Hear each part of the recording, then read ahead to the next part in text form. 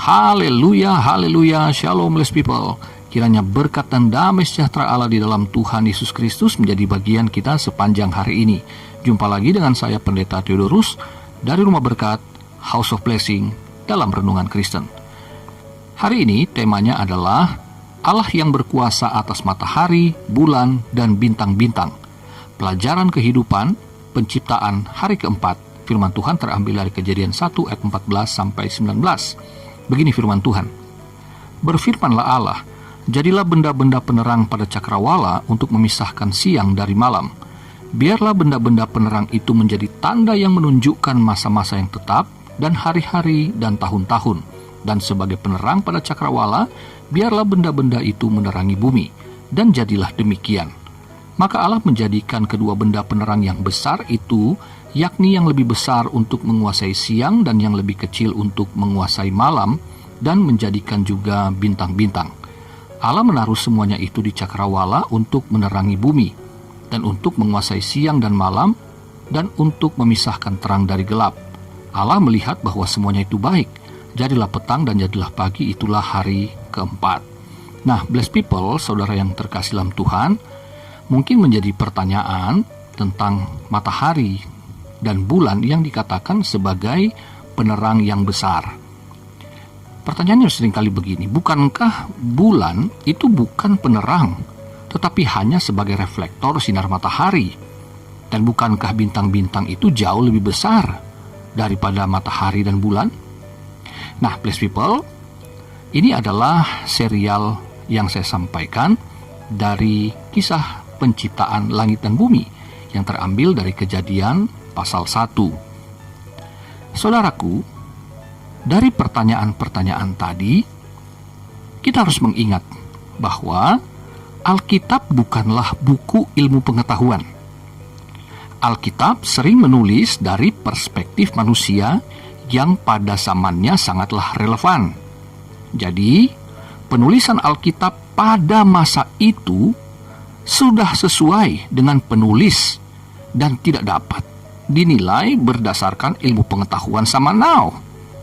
Jadi saudaraku, jangan pernah kita membandingkan pola pikir manusia kuno pada masa itu dengan cara berpikir kita yang sudah jauh lebih canggih Kita harus melihat Alkitab apa adanya sesuai dengan pemikiran pada zaman itu. Saudara yang terkasih dalam Tuhan, misalkan contoh dalam Yosua pasal 10 ayat 12 dan 13 itu dikatakan matahari berhenti. Jadi seolah-olah bumi itu bukan yang mengelilingi matahari. Jadi seolah-olah matahari yang mengelilingi bumi. Nah, ini adalah perspektif Yosua dan orang-orang yang ada di situ. Tapi kalau Yosua misalkan hidup dengan teori Kopernikus, maka tentu yang akan ditulis adalah bumi yang berhenti. Bisa dipahami ya? Jadi ingat penilaian manusia zaman itu. Saudaraku, pada penciptaan hari pertama di ayat 3 sampai ayat 5 dikatakan terang sudah ada tanpa atau sebelum adanya matahari, bulan, dan bintang-bintang. Tetapi sekarang Allah menggunakan benda-benda penerang tersebut untuk memberikan terang. Nah, jelaslah saudaraku bahwa Allah tidak membutuhkan benda-benda penerang tersebut, tetapi Dia mau menggunakan mereka. Nah, hal itu dilakukan oleh Allah semata-mata karena kehendaknya atau keinginannya, Jadi terserah Dia lah, begitu. Saudara, logika Allah itu berbeda dengan logika dunia ini. Alkitab mengatakan Allah menjadikan terang duluan, barulah benda-benda penerang menyusul. Tetapi ilmu pengetahuan sebaliknya, dia mengatakan bahwa ada benda-benda penerang, maka baru ada terang. Ilmu pengetahuan mengatakan hidup kita sangat bergantung pada matahari. Tetapi Alkitab mengatakan bahwa kehidupan bumi bisa berlangsung karena Tuhan, bukan karena ada matahari, bulan, dan bintang-bintang. Ilmu pengetahuan mengatakan bahwa matahari sebagai pusat karena planet-planet berputar mengelilinginya. Tetapi Alkitab mengatakan bahwa bumilah pusat, meskipun bumi itu mengelilingi matahari. Sebab matahari diciptakan untuk bumi, saudaraku, bukan sebaliknya ya. Baca baik-baik lagi. Jadi, matahari diciptakan untuk bumi, bukan bumi diciptakan untuk matahari. Ya. Karena apa, saudara? Pusat dari alam semesta adalah bumi. Karena pada puncaknya nanti Allah menciptakan manusia yang akan menguasai bumi. Dapat dipahami bukan? Nah, saudara yang terkasih, di ayat 14 dan ayat 15 dituliskan fungsi dari matahari, bulan, dan bintang-bintang, yaitu sebagai tanda untuk menunjukkan masa-masa yang tetap dan hari-hari dan tahun-tahun, dan untuk menerangi bumi.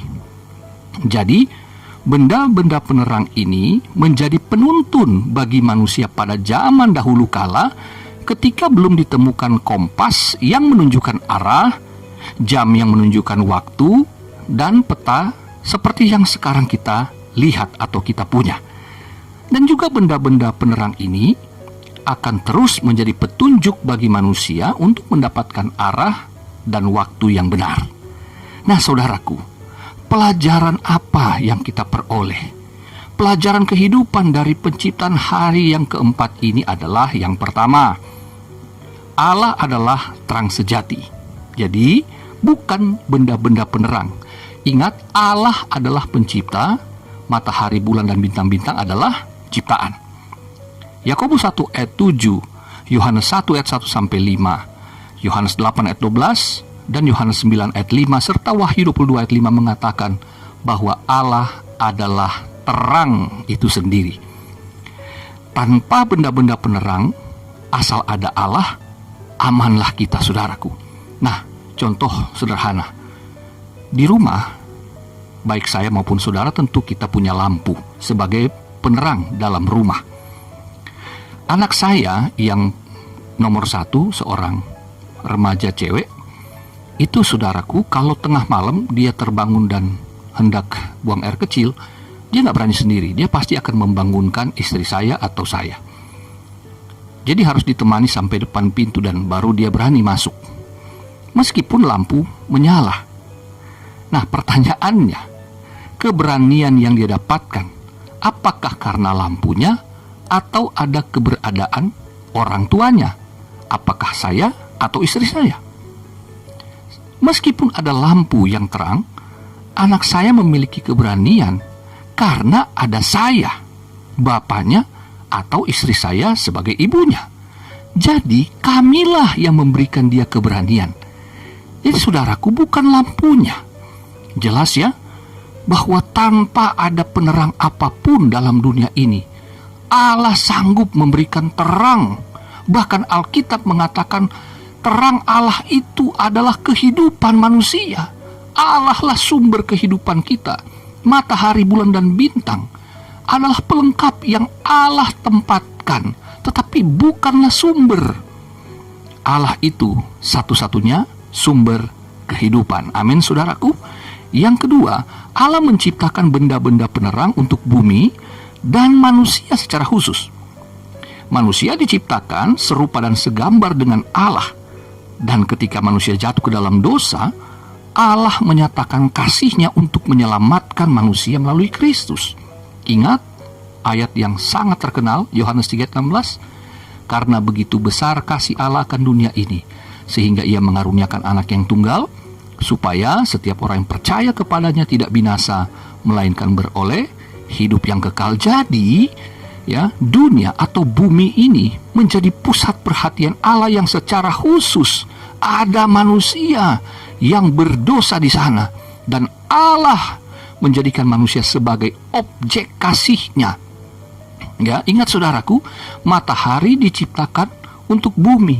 Jadi bumilah pusat dari alam semesta. Kita manusia adalah pusat atau objek kasih Allah, di mana Allah memberikan hidup anaknya yang tunggal supaya saudara dan saya diselamatkan dari kematian kekal oleh karena dosa. Haleluya. Saudara yang kekasih, poin yang ketiga, ya.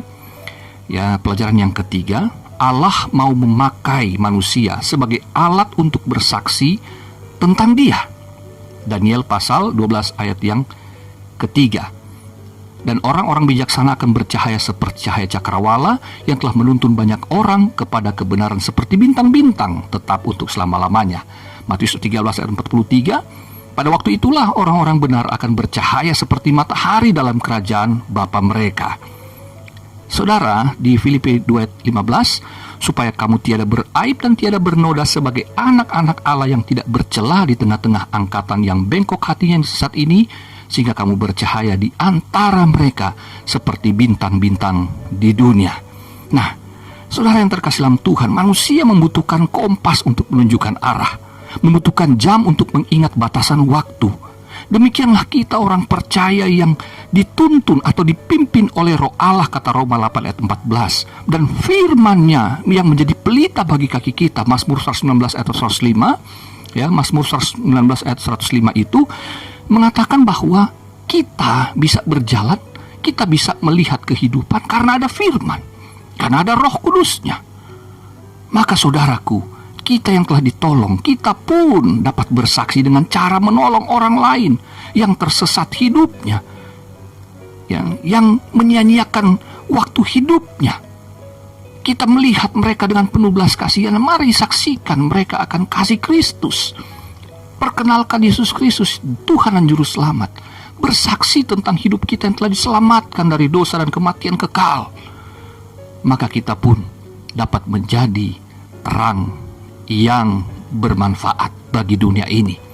Saudaraku, Allah dapat menyatakan terangnya bagi dunia, tetapi Dia menggunakan alat-alat berupa benda-benda penerang.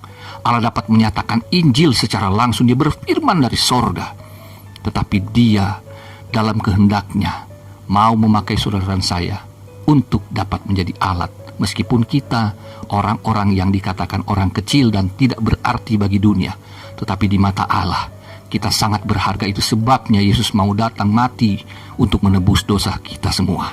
Haleluya. Dan yang keempat, Allah mengingatkan bahwa manusia memiliki tubuh surgawi dan tubuh duniawi yang berbeda kemuliaannya. 1 Korintus 15 ayat 40 dan 41.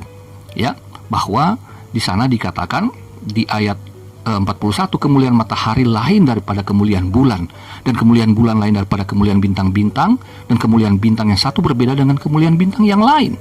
Ini konteksnya di ayat 41, di ayat 40 tentang tubuh surgawi dan tubuh duniawi. Suatu saat saudara, tubuh jasmani kita pasti akan mati. Namun di dalam Kristus ada kebangkitan dan kita akan mengenakan tubuh rohani, tubuh surgawi. 1 Korintus 15 ayat 42 sampai 45. Nah, kiranya ini menjadi pelajaran bagi kita dari penciptaan hari yang keempat. Kiranya diberkatilah saudara, Tuhan Yesus mengasihimu. Sampai jumpa lagi. Tuhan Yesus memberkatimu. Haleluya, blessed people.